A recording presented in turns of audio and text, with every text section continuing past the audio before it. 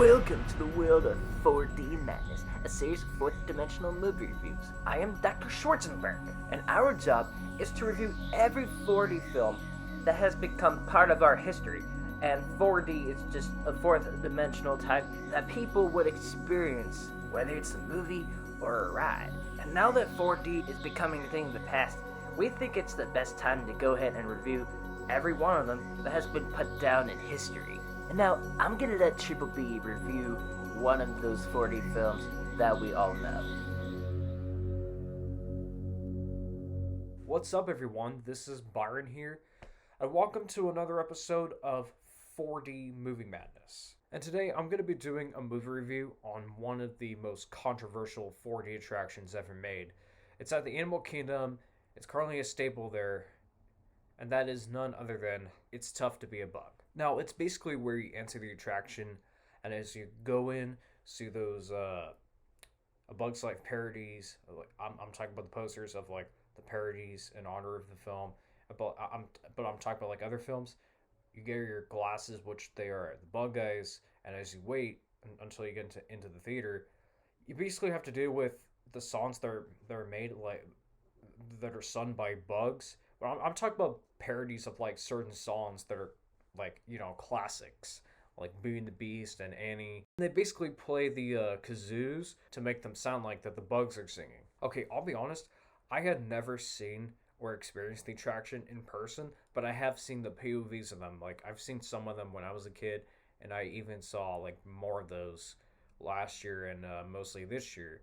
And boy, are they insane. As you enter the theater and as the show starts, the announcer lets everybody know not to buzz, sting, pollinate, or chirp throughout the entire show. And I think that we're referring to the bugs, but not us as the audience or the honorary bugs, but whatever. But suddenly, Flick shows up under the ceiling to let everybody know what it's like being a bug and why it's tough to be one. After talking about all of that for a little bit, he goes ahead and lets people know to put their glasses on, which they're called the bug guys. You know, he's like, hey, why don't you go ahead and put those bug guys on? You know, you're honorary bugs. And I bet they call those types of glasses just to trick you into being an honorary bug and to participate in watching a 3D movie. Because, you know, in dimensions that are 3D or higher, you have to wear the glasses to avoid looking at the screen that's so blurry. Throughout the film, the butterflies separate from each other as if they're curtains, and as Flick shows up on screen, he presents every act that every bug had to perform, including a Mexican red-knee tarantula named Chili, who slingshots acorn weevils. As a matter of fact, the part where Chili tries to get that acorn and shoots his webs out of his mouth or whatever, or wherever it came from, to a bug, and them trying to get it, that part is just hilarious, especially with the air jets going off here and there. Well, let's say that those are the air mists that are coming off from Chili. A termite named Termite Ader, not to be confused with the Terminator, where he goes ahead and shoots acid to bugs. He shoots acid at one bug, and he goes ahead and shoots acid at the entire audience. As the Warmist shoots at the audience, believe it or not, from what I heard, is that they actually have lime juice inside the water mist where it can actually burn your eyes if you don't have your glasses on. I don't know if this is true, but from whatever I heard, it's probably true. Like, okay, that's just insane. And a stink bug named Claire DeRue, where she was actually gonna fart at a flower. But what suddenly happened is that one of the weevils go ahead and crash into the flower, and they soon become the stink bug's target. And boom, Claire farts not only right at a weevil, but also at the entire audience, giving that god-awful smell. Shish. And I thought human farts are worse. Now things are about to get crazy because Hopper, who is one of Flick's arch enemies, especially in the movie A Bug's Life, comes in and thinks that his audience, which he calls them honorary bugs, are enemies. But generally they aren't. And yet, Hopper sets his revenge and shows some old horror flicks, like Earth versus the Spider, Beginning of the End, and Empire of the Ants, to show them what the relationship and the reality of what's like between humans and bugs. By giving humans experience with the same medicine, like being swatted by the swatter to flatten the audience, and some random hand shows up with a can of spray to spray the audience, and the next thing you know, Hopper declares war on the audience. And yes, the air mists and the smoke are the effects throughout that type of torture. So Hopper creates this torturous moment by having the hornets to go ahead and sting the hell out of the audience right in the back by poking them so hard, like, with their sharp stingers. Which, I mean, yes, the back pokers are involved, since it's 4D, but I doubt they hurt as much as the murder hornets would do. Maybe the leg ticklers as well. And he urges the black widow spiders to come down and just show off what they're like. I mean, okay, in my opinion, and as I looked at the POVs, those animatronic spiders don't really scare the hell out of me. I mean, they're just animatronics. And holy crap, Hopper comes in angry and proud of what he has done since, he's a villain. And that torturous moment continues until a Chamberlain tries to eat Hopper, which scares him away, which I kind of find it a little funny to be honest, but I don't know what to tell you. And then Flick comes back and lets everybody know that, hey, did I just forget to mention reptiles? And then everything changes to a nicer moment where all the bugs cue this finale by going ahead and singing a song about how insects can help humans and how it's tough to be a bug. And in the end, Weevil returns with a moldy cupcake saying, it's a piece of cake. And then everybody chases him as if they're willing to eat it. And then Flick reappears under the ceiling, letting everyone know that bugs are meant to be for looking at things. And the butterflies get back together as if they're closing the curtains. And then another torturous moment happens when the announcer go ahead and say, hey guys, I need you to stay seated so that we can have other bugs making their way out, including the beetles, maggots, and cockroaches. And you know what happens? All of a sudden, they have the leg ticklers going off, but I'm talking about the rubber wheels. And everybody freaks out over that and gets grossed out over that. So yeah, that's basically the storyline of It's Tough to Be a Bug. You know what, give me 1 second here.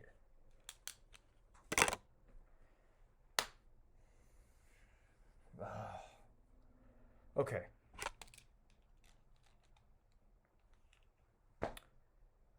I think there's almost everything wrong with this 4D film. From what I could tell, is that it really sounds like that the in-theater effects that they have for It's Tough to Be a Bug, let's just say that they basically take the Disney magic way too far. I mean, their storyline makes sense, and it had some hilarious moments, but with everything else, not really. Like, okay, you know what?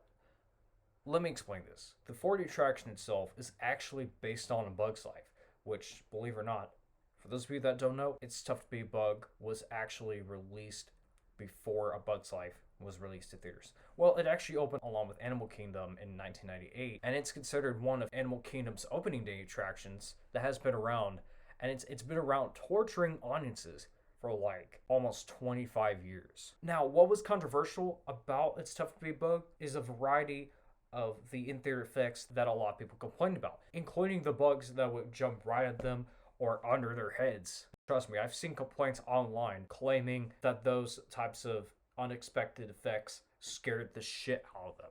And as I view it, most of the characters, except for Flick and Hopper, are kind of unlikable. The effects that they use throughout the movie create some sort of fear factor for the children, even women, who are kids at heart, and the writing is overall mediocre. Even the music itself is bland.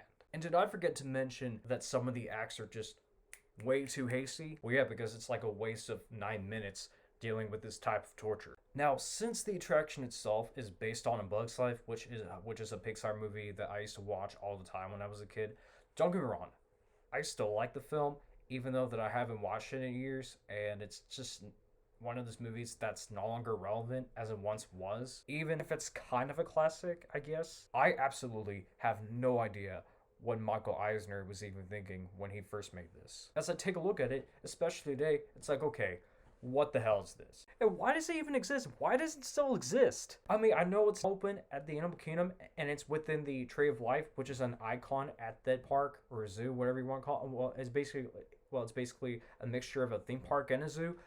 But literally, they even used to have it at Disney's California Adventure when they first opened in 2001. And there was a little bit of a difference with it because it was basically a Bug's Life theater. And then it became a staple within A Bug's Land, up until 2018 when it shut down to make way for the Avengers campus. There is a little bit of a difference between the Florida version and the California version. In the Florida version, the Black Widow spiders and the beetles, maggots, and cockroaches that crawl through your legs, they don't speak. But in the California version, they actually do speak. And once again, trust me, I've seen the POVs and I can honestly tell by what I've watched. Even the actual films themselves. I mean, not with the video recordings, but I'm talking about the actual film. Oh, and here's the fun fact.